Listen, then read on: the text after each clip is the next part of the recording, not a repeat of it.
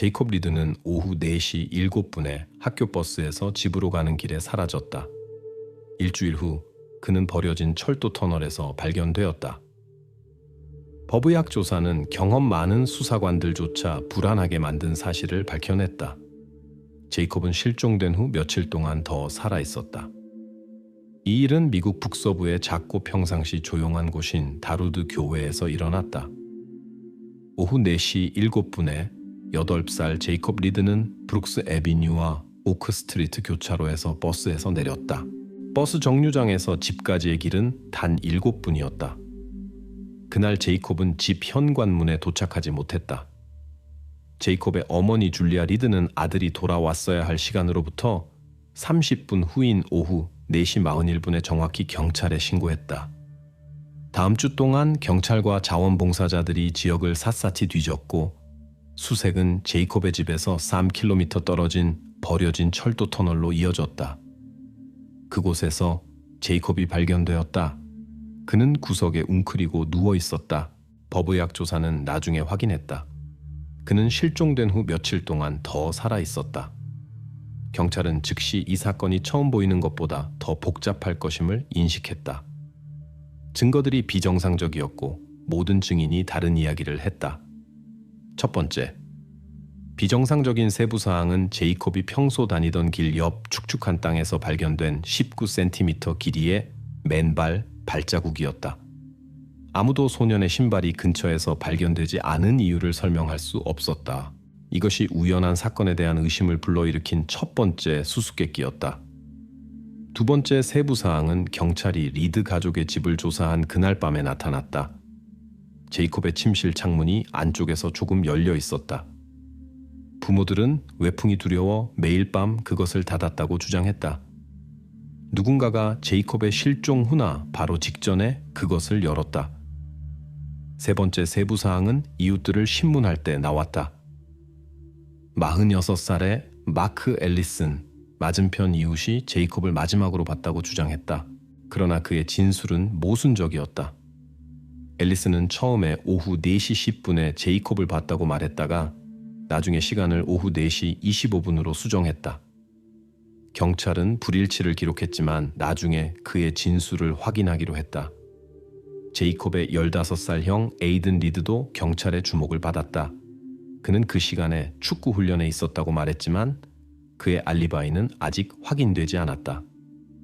또한 에이든이 그날 아침 제이콥과 장난감 때문에 다퉜다는 것도 밝혀졌다. 수사관들은 형제 간의 질투를 가능한 동기로 일단 배제하지 않기로 했다. 처음에 경찰은 명백한 용의자들에게 집중했다. 형 에이든 리드가 첫 번째로 확인되었다. 제이콥은 최근 새 장난감을 받았다. 비싼 장난감 공룡으로 에이든이 몇 달 동안 부모에게 성공적으로 요청하지 못했던 것이었다. 실종 당일 아침 형제들은 정확히 이 장난감 때문에 격렬하게 다퉜다. 하지만 에이든은 수업 후 바로 훈련에 갔다고 굳게 주장했고 방과 후 동생을 만났다는 것을 부인했다. 즉시 의심을 받은 또 다른 사람은 현지인들에게 스키퍼라는 별명으로 알려진 노숙자였다. 그는 제이콥 실종 다음 날 아침 제이콥의 지갑을 주유소에 가져와 주차장에서 찾았다고 주장한 사람이었다. 스키퍼는 경미한 절도로 경찰에 알려져 있었지만 중범죄와 연관된 적은 없었다. 그럼에도 경찰은 그를 더 자세히 확인하기로 했다. 에이든 리드는 아침에 제이콥과 공룡 때문에 다퉜다. 경찰은 이것을 소년들의 어머니로부터 알았지만 아직 그의 알리바이에 대한 확인이 없었다. 중요한 점은 학교 경기장 근처에 설치된 카메라에 대한 정보였다. 카메라는 에이든의 버전을 확인하거나 반박할 수 있었지만 수색 첫날 경찰은 녹화 영상을 조사할 시간이 없었다.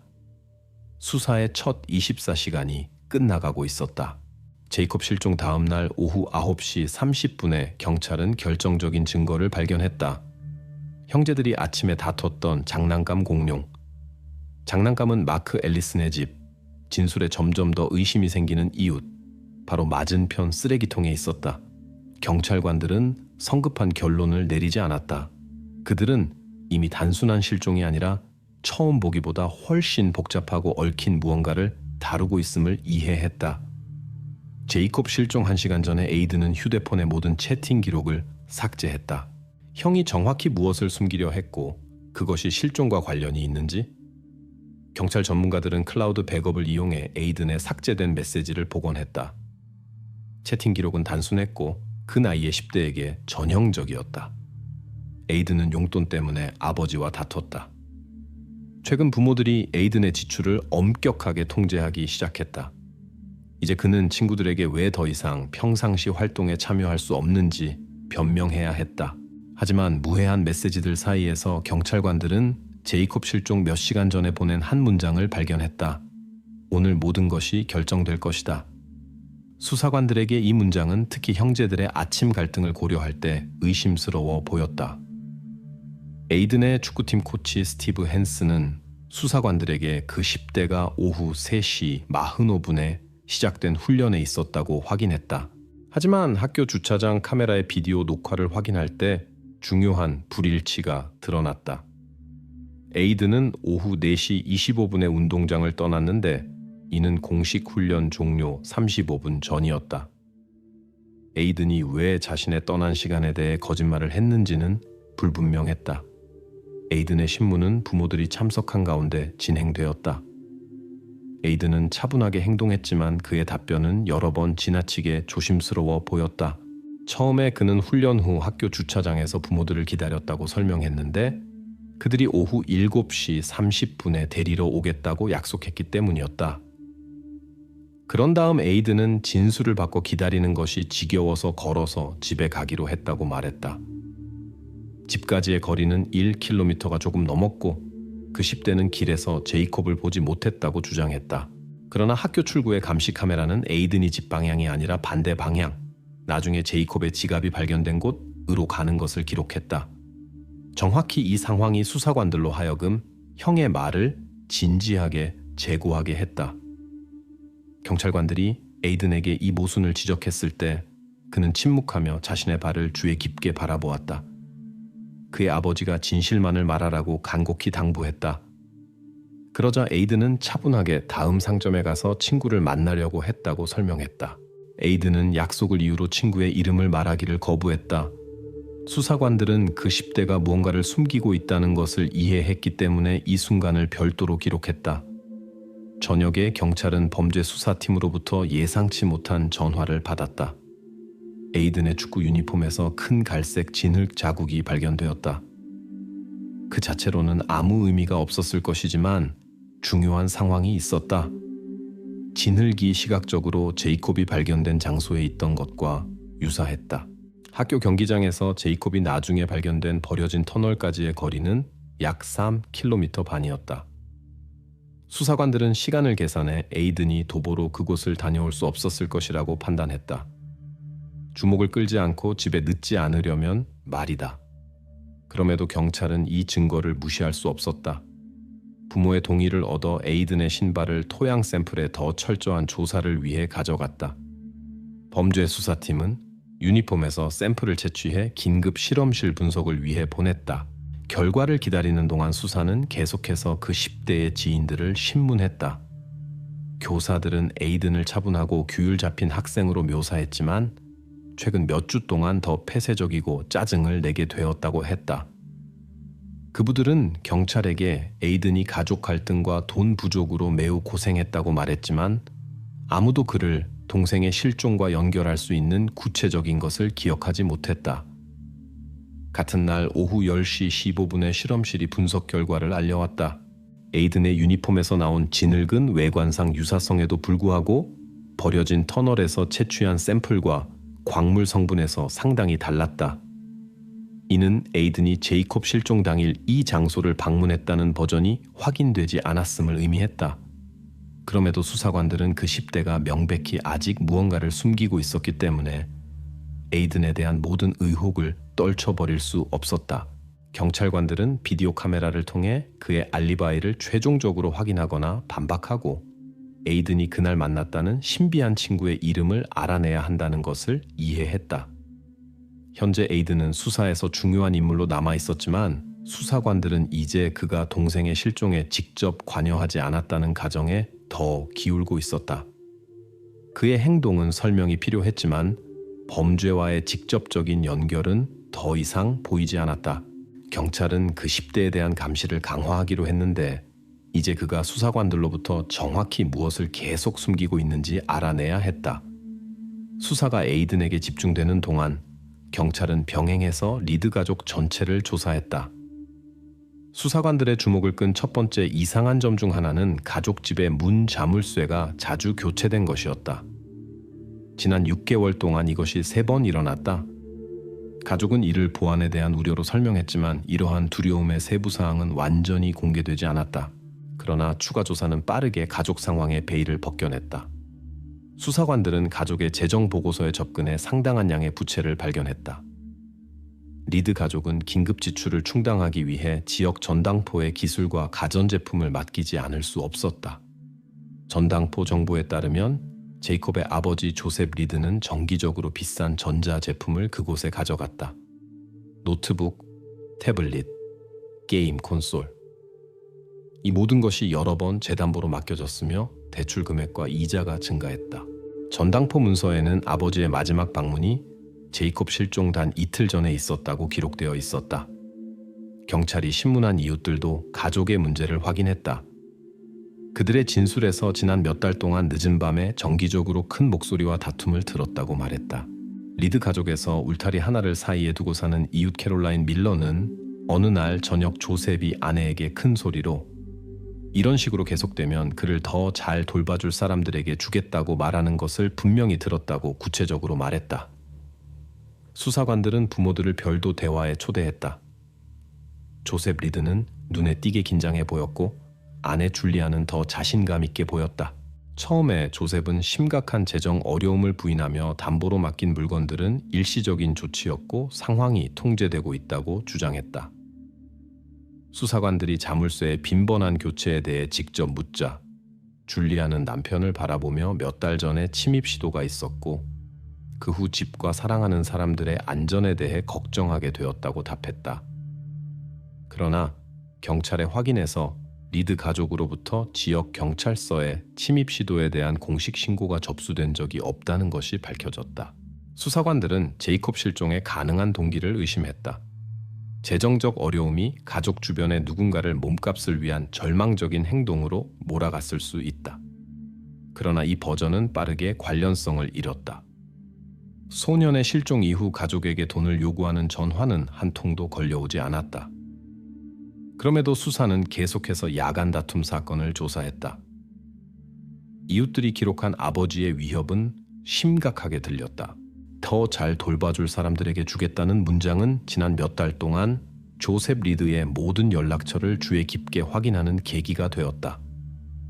수사관들은 부모들의 통화와 서신에 대한 상세한 분석을 실시했지만 인계나 비밀 협정의 준비를 시사하는 의심스러운 연락처를 찾지 못했다.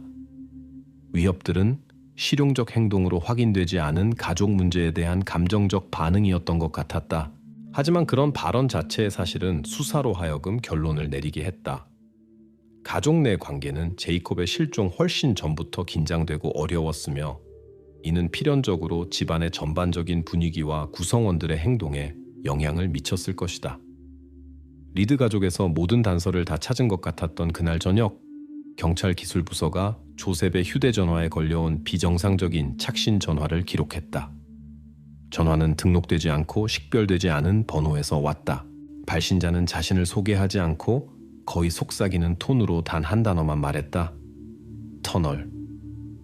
이 전화는 수사의 진행을 급격히 바꿨다. 경찰은 즉시 조셉 리드의 전화를 통제해두고 기술적 확인을 시작했다. 발신자의 목소리는 남성이었지만 그의 신원은 즉시 확인될 수 없었다. 또한 왜 하필 아버지에게 전화했는지 그 단 하나의 용어가 무엇을 의미하는지도 불분명했다. 리드 가족은 극도로 불안해했다. 조셉은 수색에 발신자의 목소리를 알아보지 못했다고 확신했다. 반면 줄리아는 누가 그런 전화를 했을지, 왜 그랬을지 전혀 모르겠다고 주장했다. 양 부모 모두에게 집에 머물며 모든 후속 연락에 대해 경찰에 알리라고 권고되었다. 이 순간 수사관들의 주목은 다시 가족의 외부 환경으로 돌아갔다. 이 전화를 즉시 역추적해 적어도 발신자에 대한 단서를 얻기로 결정되었다. 제이콥의 아버지는 다른 이유로 수사의 핵심 인물이 되었다. 그는 자신도 모르게 경찰에게 말한 것보다 더 많은 것을 알고 있을 수 있었다. 수사는 실종의 직접적인 증거가 없음에도 불구하고 가족을 계속 의혹의 그림자 아래 두었다. 그럼에도 경찰에게는 분명했다.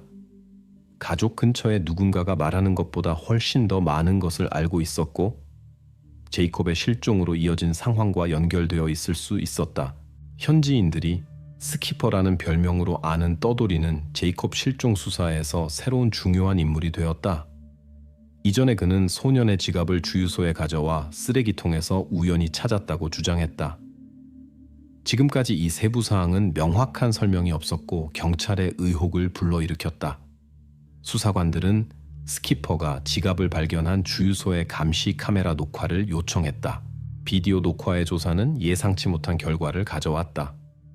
실종 당일 저녁 오후 6시 32분경 카메라는 쓰레기통으로 가서 작은 물건을 던지는 10대를 기록했다.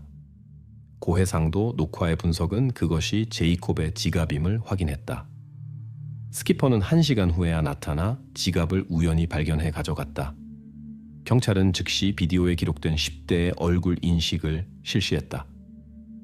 시스템은 그를 조렘, 에이든이 이미 자신의 진술에서 언급한 11살 친구로 인식했다. 지갑의 행방과 이 문제에서 에이든 친구들의 역할에 대한 수수께끼를 풀 수 있는 중요한 단서를 찾은 것 같았다. 그러나 경찰관들이 정보를 확인했을 때 그들을 다시 올바른 길에서 벗어나게 한 모순에 부딪혔다. 비디오 녹화는 오후 6시 32분을 보여주었다. 이 시간에 에이든은 이미 안전하게 집에 있었다. 이는 집에서 그를 본 부모와 이웃들에 의해 확인되었다. 이제 조렘을 긴급히 찾아 이 상황에서 그의 역할과 동기를 이해해야 했다. 조렘 수색은 하루 종일 지속되었다. 수사관들은 그의 집을 방문했지만 문은 경찰 방문에 진심으로 놀라고 걱정하는 그 10대의 어머니가 열었다. 그녀는 조가 며칠 동안 인근 주에 있는 할머니 집에 있었고 실종 당일이나 그 후에도 도시로 돌아오지 않았다고 알렸다. 이는 어머니가 제공한 조의 전화 GPS 데이터로도 확인되었다. 수사관들은 비디오 녹화의 10대가 외관상으로만 조와 비슷했지만 물리적으로는 그가 될 수 없다는 것을 확인했다. 이제 수사는 다시 출발점으로 돌아갔는데 비디오 카메라의 10대의 신원을 밝혀야 했다. 동시에 스키퍼가 가족이나 그들의 환경과 어떤 연락이 있었을 수 있는지에 대한 정보가 확인되었다. 추가 신문과 그의 경로 확인은 그러나 그의 무죄를 증명했다. 스키퍼는 실제로 지갑을 우연히 발견했고 제이콥의 실종을 모른 채 주유소에 가져가기로 결정했다. 경찰관들은 조렘 버전 확인에 많은 시간을 잃었지만 이제 이 버전은 공식적으로 종료되었다. 얼굴 인식 시스템이 잘못 식별한 10대는 리드 가족 및 그들의 환경과 직접적인 관계가 없는 완전히 다른 사람으로 밝혀졌다. 경찰은 지갑이 제3자에 의해 의도적으로 놓여졌지만 그의 신원은 일단 알려지지 않았다고 결론지었다. 늦은 저녁 축구팀 코치 스티브 헨슨이 자발적으로 경찰서에 나타나 중요한 증거를 찾았다고 알렸다. 그는 경찰에게 제이콥 실종 하루 전에 찍힌 팀 단체 사진을 전달했다. 사진에서 에이든의 오른쪽 운동화에 이전에 수사관들의 의혹을 불러일으켰던 것과 같은 갈색 진흙 얼룩이 분명히 보였다. 전문가들은 즉시 사진의 진흙 샘플을 실험실에서 얻은 데이터와 비교했다. 결과는 명확했다. 이 진흙은 제이콥의 발견 장소와 아무 관련이 없었다. 그것은 일주일 전에 잔디 수리 작업이 수행된 학교 경기장의 평범한 진흙이었다. 따라서 에이든이 제이콥 실종에 관여했을 가능성에 대한 버전이 최종적으로 종료되었다. 수사는 그의 완전한 무죄를 확신했다. 이제 수사관들의 주목은 완전히 조셉 리드의 전화에 터널이라는 단어와 함께 걸려온 신비한 전화에 집중되었다. 미지의 발신자는 명백히 무언가를 전달하려 했고 경찰관들은 그가 이제 일어난 모든 일의 비밀의 열쇠라는 것을 이해했다. 수사의 다음 며칠은 가장 중요한 질문들에 대한 답을 주어야 했다. 수사는 정확히 누가 전화했는지, 왜 정확히 그 단어를 사용했는지 알아내야 했다. 이 정보에서 제이콥 리드 실종의 모든 상황 해명이 달려 있었다. 경찰관들이 제이콥의 지갑을 버린 10대를 식별하려고 노력하는 동안 수사관들의 주목은 눈에 띄지 않게 처음부터 행동이 수수께끼였던 한 사람에게 옮겨갔다. 마크 앨리슨, 리드 가족의 이웃, 경찰에게 첫 번째 진술을 하고 세부 사항에서 얽매인 바로 그 사람. 재신문에서 수사관들은 그에게 제이콥이 발견된 장소에 대한 확인 질문을 했다. 앨리슨은 터널의 높이가 2m 47cm라고 자신 있게 답했다. 그런 정확성은 경험 많은 수사관들에게도 의심스러워 보였다. 그런 세부 사항을 어떻게 아는지 묻자 앨리슨은 주저하며 한때 호기심으로 이 장소에 관심이 있었다고 답했다. 하지만 그의 목소리와 시선은 긴장감을 드러냈다. 이를 바탕으로 수사는 그의 동의해 앨리슨 집의 예비 조사를 실시하기로 했다. 지하실에서 경찰은 전문 레이저 거리 측정기를 발견했는데 이는 밀리미터 정확도로 거리를 측정할 수 있는 장치였다. 그런 장치의 존재 자체는 불법이 아니었지만 평범한 가정 수리를 한다고 주장하는 사람에게는 비정상적으로 보였다. 거리 측정기 외에도 또 다른 세부 사항이 수사관들의 주목을 끌었다. 검토를 위해 제시된 문서들 중에는 2달 전에 이루어진 아마존 주문 내역이 있었다. 그것은 아동용 가구, 작은 옷장과 침대였다. 이상한 점은 주문이 마크 자신의 이름이 아니라 제이콥 라는 이름으로 되어 있었다는 것이었다. 수사관들은 제이콥 리드의 이름과 성의 첫 글자가 주문에 명시된 이름과 일치한다는 사실을 무시할 수 없었다. 후속 신문에서 앨리스는 아동용 가구가 게스트룸을 위해 주문되었다고 차분히 설명했다. 하지만 그의 말은 경찰이 이전에 발견한 사실들과 모순되었다. 앨리슨의 집에는 방을 게스트룸이나 다른 거주 공간으로 개조한 흔적이 없었다. 아동용 가구는 차고에 있었고 아직 원래 포장 상태였다. 수사관들은 설명을 고집했다. 왜 가구가 제이콥 라는 이름으로 주문되었는가? 앨리스는 그것이 온라인 쇼핑몰의 실수일 뿐이었고 그가 수정하지 않았다고 주장했다. 하지만 아마존 고객 서비스에서 확인한 결과 주문자가 주문 시 이름을 직접 입력했다는 것이 밝혀졌다. 앨리스는 점점 더 얽매였고 수사는 그가 경찰로부터 사실을 숨길 이유가 있다는 것을 이해하기 시작했다. 의혹을 해소하기 위해 앨리스는 경찰에게 자발적으로 자신의 DNA 샘플을 제공했다. 법의학 전문가들은 이 샘플들을 신속한 1차 테스트로 즉시 확인했다. 결과는 그날 저녁에 나왔고 음성이었다. 앨리슨의 DNA는 이전에 쓰레기 컨테이너에서 확보된 공룡 장난감에서 발견된 어떤 흔적과도 일치하지 않았다. 짧은 시간 동안 이것은 그의 무죄에 대한 설득력이 있는 증거로 보였지만 경찰은 그럼에도 조심하기로 하고 물건에 대한 더 철저한 조사를 실시하기로 했다. 정확히 이 결정이 나중에 증거물에 대한 태도를 완전히 바꿨다. 법의학자는 강력한 실험실 현미경으로 장난감을 조사하면서 불안한 발견을 했다. 장난감 공룡의 표면이 염소 함유 물질로 주에 깊게 처리되었다. 외부 DNA의 모든 흔적이 의도적으로 화학적으로 제거되었다. 이는 이제 무의미해 보이는 이전의 신속 DNA 테스트에 의문을 제기했다. 전문가들은 동의했다. 공룡은 모든 흔적을 지우기 위해 의도적으로 염소로 청소되었다.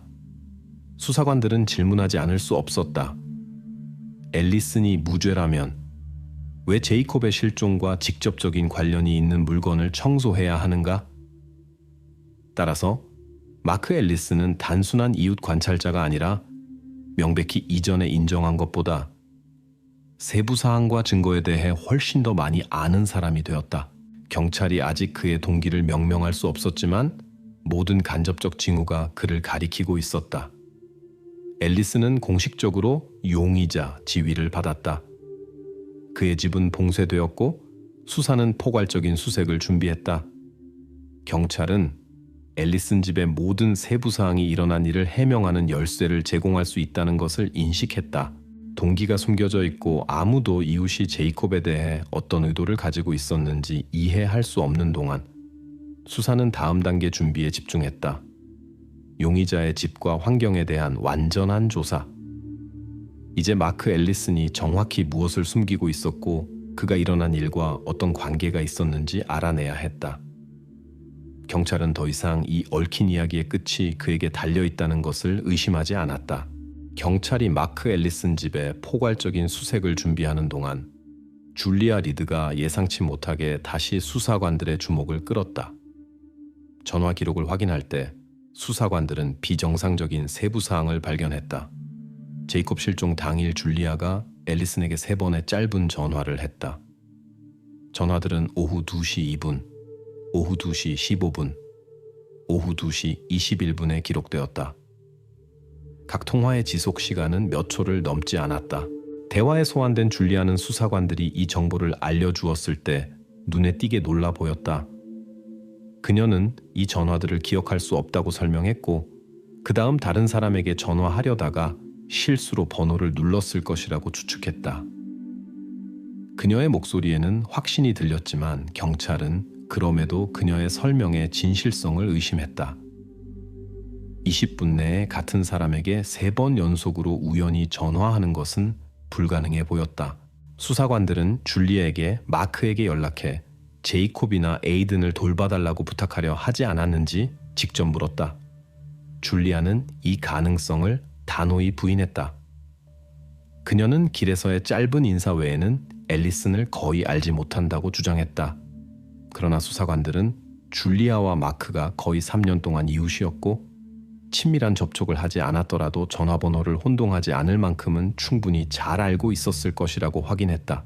이는 줄리아가 무언가를 숨기거나 단순히 법 집행기관에 완전히 정직하지 않을 수 있다는 경찰의 의혹을 불러일으켰다. 그럼에도 줄리아는 이웃에게 구체적인 부탁이나 지시를 하지 않았다고 자신 있게 반복했다. 수사관들은 일단 그녀의 말을 받아들이기로 했지만 줄리아를 명백히 전체 진실을 드러내지 않은 사람으로 표시했다. 같은 날 지역 블로그에 소문에 기반한 게시물이 나타났는데 줄리아와 마크 앨리슨 사이에 불륜이 있었다고 주장했다. 블로그 작성자는 줄리아와 마크가 늦은 저녁길에서 함께 이야기하는 것을 봤다고 주장하는 익명의 이웃들의 말을 인용했다. 경찰은 그런 소문을 무시할 수 없었는데 이것이 둘 다의 이상한 행동을 설명할 수 있었기 때문이다. 이 버전을 확인하기 위해 수사관들은 지난 3개월 동안 줄리아와 마크의 전화 요금 상세 내역을 요청했다. 그러나 데이터 분석은 SMS 서신이나 개인적 관계의 다른 간접적 징후를 확인하지 못했다. 수사는 이 버전이 또 다른 잘못된 단서라고 결론 내리고 더 구체적인 증거에 다시 주목하기 위해 일시적으로 그것을 종료했다. 그 사이 마크 앨리슨 집에서 기술적 조사가 계속되었다. 그의 유선 전화 자동응답기에서 예상치 못한 발견이 이루어졌다. 경찰 전문가들은 녹음되었지만 전송되지 않은 음성 메시지 초안을 복원할 수 있었다. 녹음에서는 차분하지만 약간 긴장한 여성 목소리가 분명히 들렸다. 제이크가 집에 오는 것을 보면 전화해 주세요. 이 메시지는 전송되지 않고 초안 상태에 있었다. 경찰은 즉시 목소리를 줄리아 리드의 것과 비교했지만 빠른 결론을 얻지 못했다. 목소리들은 비슷했지만 정확한 확인을 위해서는 시간이 걸리는 스펙트럼 분석이 필요했다. 이 발견은 상황을 상당히 바꿨다. 목소리가 실제로 줄리아의 것이라면 우연한 전화에 대한 그녀의 설명은 완전히 무너질 것이었다. 그러나 목소리가 낯선 것이라면 이는 그 역할이 완전히 불분명한 또 다른 여성이 사건에 있다는 것을 의미했다. 목소리가 식별되지 않는 동안 경찰은 줄리아에 대한 적극적인 의혹을 일시적으로 떨어뜨리고 문서에서 그녀를 추가 확인이 필요한 진술을 한 증인으로 지칭하기로 했다. 또한 수사관들은 수사의 중요한 단계를 준비했다. 비밀방이나 룸의 존재 확인을 포함해 마크 앨리슨 집의 철저한 수색에 대한 공식 허가를 받았다. 경찰은 이 방의 발견이 제이콥의 실종과 관련된 사건들에 대한 중요한 단서를 줄 수 있다고 의심했다. 따라서 수사의 다음 단계를 위한 주요 과제는 자동응답기의 여성 목소리 식별과 마크의 거주지에 대한 완전한 조사로 남았다. 줄리아 리드는 일시적으로 배경으로 물러났지만 수사는 스펙트럼 분석 결과를 기다리며 그녀를 목록에서 최종적으로 지우기를 서두르지 않았다. 수사는 정점에 접근하고 있었고 다음의 모든 단서가 결정적일 수 있었다. 마크 앨리슨 집에서 광범위한 작전 조치가 시작되었다. 수사관들은 모든 방을 조사했지만 특별한 주목을 받은 것은 지하실이었다. 그곳에서 다른 것들과 명확히 구별되는 비정상적인 구조물, 석고보드 벽이 발견되었다. 경찰관들은 패널을 조심스럽게 제거하며 그것을 뚫었고 경험 많은 작전 요원들조차 충격을 받은 광경이 그들 앞에 펼쳐졌다. 가짜 벽 뒤에는 주에 깊게 꾸며진 작은 방이 숨겨져 있었다. 그것은 제이콥 리드의 침실의 거의 완전한 복사본이었다. 같은 벽 색깔, 비슷한 가구, 심지어 동일한 장식, 세부 사항까지. 가장 충격적인 것은 선반에 장난감이 서 있었다는 것이었다. 플라스틱 공룡으로 이전에 쓰레기 컨테이너에서 발견된 제이콥의 좋아하는 장난감과 정확히 같은 것이었다. 수사는 즉시 마크 앨리슨을 설명을 위해 불러들였다. 그때까지 차분했던 그는 해체된 벽을 보자 눈에 띄게 창백해졌다. 그는 불확실하게 변명하기 시작하며 리드 가족의 개조를 도와줬을 뿐이고 방은 제이콥 어머니의 요청으로 제이콥을 위해 만들어진 것이라고 말했다. 그러나 경찰관들은 모든 가구가 새 것이고 앨리슨 자신이 주문한 것이며 리드 가족의 실제 거주지와는 아무 관련이 없다는 것을 빠르게 알아냈다. 수사관들이 이웃에게 가구가 최근에 그리고 특별히 제이콥 E라는 이름으로 구입되었다는 증거를 제시했을 때 앨리슨은 적절한 말을 찾지 못하고 침묵했다. 그는 더 이상 자신이 이 방을 직접 꾸몄다는 사실을 부인하려 하지 않았지만 왜 제이콥 방에 완전한 복사본을 만들어야 했는지 설명하기를 거부했다. 그 사이 범죄 수사팀이 방의 주에 깊은 조사를 시작했다. 벽 중 하나에서 그들은 성인에게 속한 몇 개의 분명한 지문과 명백히 청소년에게 속한 더 작은 것을 발견했다.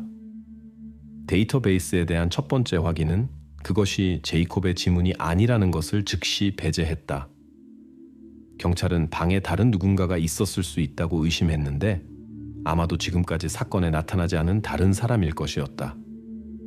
이 발견은 수사를 몇 시간 동안 혼란에 빠뜨렸다. 작전 요원들은 심지어 가능한 추가 납치자나 다른 알려지지 않은 증인에 대한 버전을 확인하기 시작했다. 이 지문으로 인한 불확실성으로 수사가 다시 막다른 길에 빠질 수 있을 것 같았다. 작전 요원들은 지문을 리드 가족과 앨리슨의 모든 지인 데이터와 비교하기 시작했다. 식별 과정을 가속화하기 위해 특별 범죄 수사 실험실이 참여했다.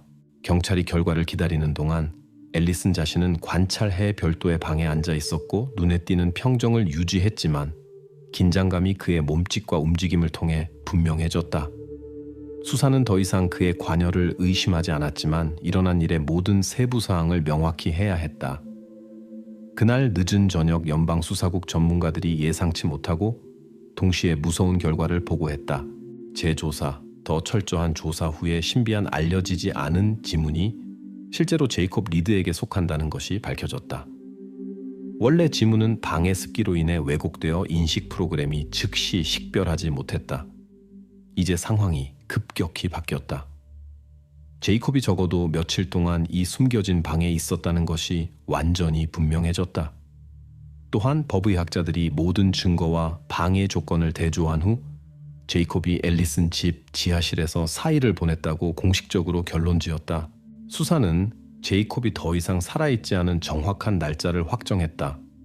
그것은 5월 14일에 일어났다. 따라서 소년이 실종 즉시 터널로 옮겨졌다는 버전은 완전히 근거가 없는 것으로 판명되었다. 이제 수사관들은 앨리슨이 제이콥을 자신의 집에 숨기고 이를 주에 깊게 위장했다는 것을 분명히 이해했다. 이웃은 최종적으로 주요 용의자가 되었다. 이런 상황으로 인해 작전 요원들은 앨리슨의 집 전체에 대한 더욱 상세한 조사를 시작했다. 경찰은 그의 동기와 의도를 이해하는 데 도움이 될 수 있는 모든 서면이나 디지털 증거를 찾았다. 특별한 관심은 용의자의 계획의 세부 사항을 드러낼 수 있는 가능한 일기나 기록에 향했다.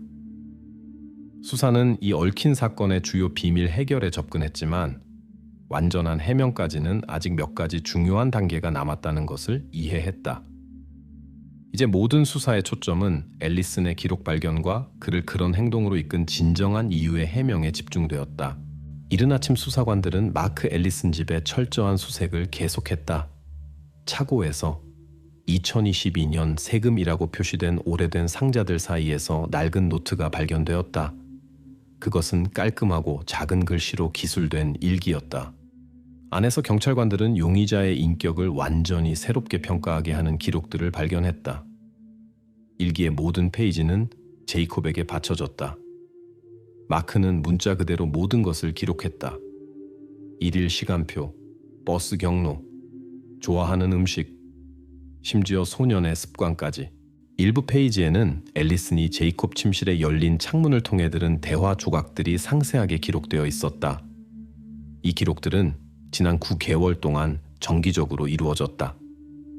경찰은 이웃이 가능한 한 상세한 정보를 수집했고 분명히 구체적인 목표가 있었다는 것을 이해했다. 하지만 앨리슨 자신은 신문에서 단지 심리학에 관심이 있었고 관찰을 순전히 개인적 관심으로 기록했다고 주장했다. 그러나 수사관들은 즉시 이것이 단지 서투른 정당화 시도라는 것을 이해했다. 일기를 조사할 때 반복적으로 나타나는 구문이 특별한 주목을 받았다. 새로운 가족. 기록에 따르면 앨리슨은 자신의 이상적인 생각에 따라 가족을 만들 계획이었고 제이콥이 그 일부가 되어야 했다.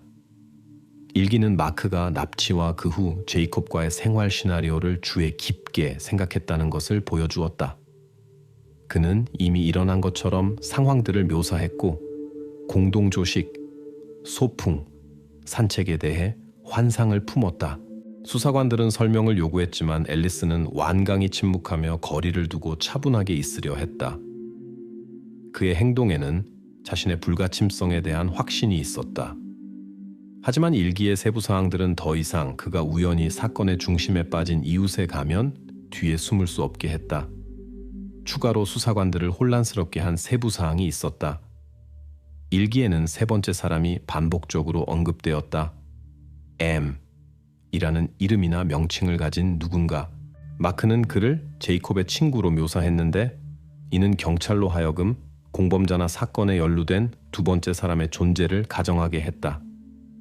경찰은 제이콥의 그부들, 이웃들, 앨리슨의 모든 지인들의 목록을 확인하며 이 신비한 M의 신원을 확인하는 데 몇 시간을 보냈다. 하지만 나중에 이 명칭을 가진 실제 사람은 존재하지 않는다는 것이 밝혀졌다. M-M이운 앨리슨의 의식이 만들어낸 가상의 인물일 뿐이었고 아마도 이상적인 가족 생활에 대한 그의 이상한 환상의 일부였을 것이다. 이 버전은 경찰이 용의자의 망상에 빠져 귀중한 시간을 잃고 있다는 것을 깨달았을 때 빠르게 폐기되었다. 가장 중요하고 불안한 발견은 일기의 마지막 페이지에서 수사관들을 기다리고 있었다. 그곳에 제이콥 실종 날짜 아래 밤 깊은 시간 새벽 3시 12분에 만들어진 기록이 있었다. 마크는 단 한 문장만 썼는데 그것이 사건에서 가장 중요한 증거가 되었다. 모든 것이 잘못되면 터널. 이 말들은 경찰이 제이콥을 발견하기 훨씬 전에 기록되었기 때문에 결정적인 의미를 가졌다. 마크 앨리슨이 처음부터 자신의 계획이 실패할 경우 터널을 비상계획으로 고려했다는 것이 명백해졌다. 정확히 이 발견이 앨리슨의 행동이 주에 깊게 계획되었고 우연하지 않았다는 것을 확인했다. 그러나 그의 동기는 끝까지 불분명하고 이해하기 어려웠다. 수사는 단지 명백한 세부사항 하나만을 기록했다. 용의자는 이상적인 가족을 만든다는 아이디어에 사로잡혀 있었다. 그의 최종 목표가 무엇인지는 일단 알려지지 않았고 경찰은 수사 종료 전에 이를 발표하기를 서두르지 않았다. 이제 수사관들은 법정에서 그들의 입장을 강화할 수 있는 추가 증거 수사에게 집중했다. 중요한 단계는 터널 근처에서 발견된 흔적과 비교하기 위해 마크 앨리슨 픽업 트럭의 자동차 타이어 조사였다. 일치가 확인된다면 이는 제이콥이 나중에 발견된 장소에서 그의 존재에 대한 최종 증거가 될 것이었다. 마크 앨리슨은 잠정적으로 공식 체포되었고 그의 집은 봉인되었다. 경찰관들은 수사의 마지막 부분이 가까워졌다는 것을 이해했고 모든 힘이 부인할 수 없는 증거로 기소를 뒷받침하는 데 향해졌다. 이야기는 천천히 하지만 확실하게 끝에 접근하고 있었고 이제 수사는 이 무서운 사건의 마지막 점들만 찍으면 되었다. 일주일의 기다림과 무수한 확인 후 왕립 캐나다 기마경찰 실험실이 주요 증거를 확인했다. 터널 입구에서 발견된 타이어 자국이 마크 앨리슨 픽업 트럭의 프로필과 완벽하게 일치했다. 이것이 수사관들이 기다렸던 반박할 수 없는 증거였다. 부인할 수 없는 사실들의 무게 아래서 앨리슨은 더 이상 명백한 것을 부인할 수 없었다. 마지막 신문 중 하나에서 그는 마침내 자백했다. 그의 말에 따르면 그는 제이콥에게 더 나은 삶을 주고 싶었다. 그는 이상에 가까운 가족을 만든다는 아이디어에 사로잡혀 있었다. 정확히 그래서 그는 지하실에 비밀방을 만들었고 소년방에 복사본을 만들었으며 그의 습관과 취향에 대한 정보를 주에 깊게 수집했다. 그러나 제이콥은 그에게 제공된 조건을 받아들이지 않았다. 그는 새로운 현실에 적응하기를 원하지 않았고 앨리슨을 아빠라고 부르기를 거부했다. 이는 앨리슨에게 절망과 불확실성을 가져다 주었다. 5월 14일 밤 그는 소년을 진정시키기 위해 진정제를 투여했다. 하지만 잘못 계산된 복용량이 호흡 억제를 야기했다. 마크가 자신이 한 일을 깨달았을 때 그는 일어난 일을 숨기기로 결정했다. 공황 상태에서 그는 제이콥을 픽업 트럭에 싣고 버려진 철도 터널로 데려갔다. 그곳에서 그는 의혹을 피하고 시간을 벌 희망으로 우연처럼 보일 상황을 연출했다. 앨리슨의 자백 후 수사는 그의 진술에 대한 추가 확인을 받았다. 제이콥의 학교 재킷 소매에서 앨리슨의 DNA가 발견되었다. 이 흔적은 씻겨지지 않았고 물리적 접촉의 최종 증거였다. 추가 확인은 16번 고속도로의 감시 카메라 녹화가 제공했다. 비디오 카메라는 새벽 2시 47분에 앨리슨의 픽업 트럭이 터널 방향으로 가는 것을 분명히 기록했다. 카메라 녹화와 용의자 일기 정보의 대조는 그의 집에서 출발한 정확한 시간을 확인했다. 앨리슨의 집에서 소년 발견 장소까지의 거리는 약 3km 반이었고 이 길은 정확히 6분이 걸렸다. 수사관들은 사건을 거의 분 단위로 재구성할 수 있었다. 범죄의 모든 세부 사항이 이제 통일되고 이해 가능한 그림으로 맞아떨어졌다. 체포 당일 경찰이 차고에서 마지막 수색을 실시할 때 마크가 갑자기 얼어붙은 상태에서 나왔다. 탈출구가 없다는 것을 깨달은 그는 휘발유통을 열려고 시도하며 방에 불을 지르겠다고 위협했다. 수사관들은 굴복할 수 없다는 것을 알았다. 그들은 용의자에게 조심스럽게 접근하며 그를 진정시키려 했고 앨리슨은 모든 것이 끝났다며 더 이상 압박을 견딜 수 없다고 소리쳤다. 긴장된 협상은 몇 분 동안 지속되었고 마침내 앨리슨이 포기하고 통을 바닥에 내려놓으며 손을 내렸다. 이것이 그의 저항의 마지막 에피소드였다. 마크 앨리슨에 대한 재판은 2024년 11월에 시작되었다. 앨리슨 자신의 상세한 증거와 자백에도 불구하고 그의 동기의 일부 세부 사항은 결코 완전히 공개되지 않았다.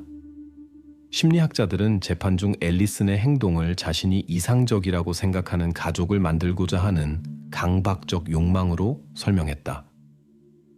정확히 이 터널을 선택한 정확한 이유는 그러나 일반 대중에게는 숨겨진 채로 남았고 기밀 부분에 포함되었다.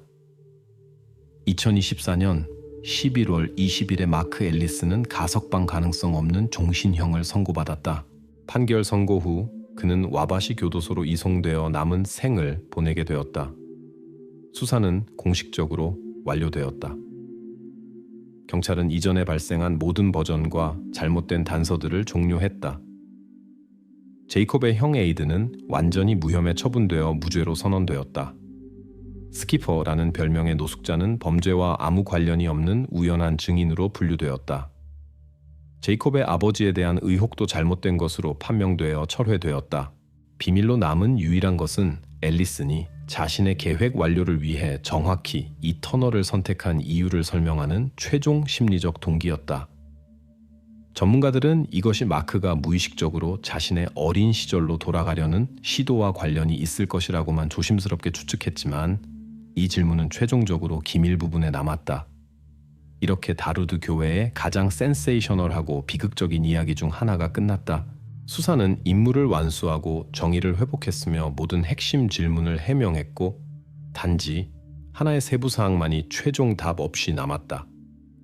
하지만 정확히 이 세부 사항이 이 수사에 익숙한 사람들 사이에서 오랫동안 토론과 논쟁을 일으킬 것이다.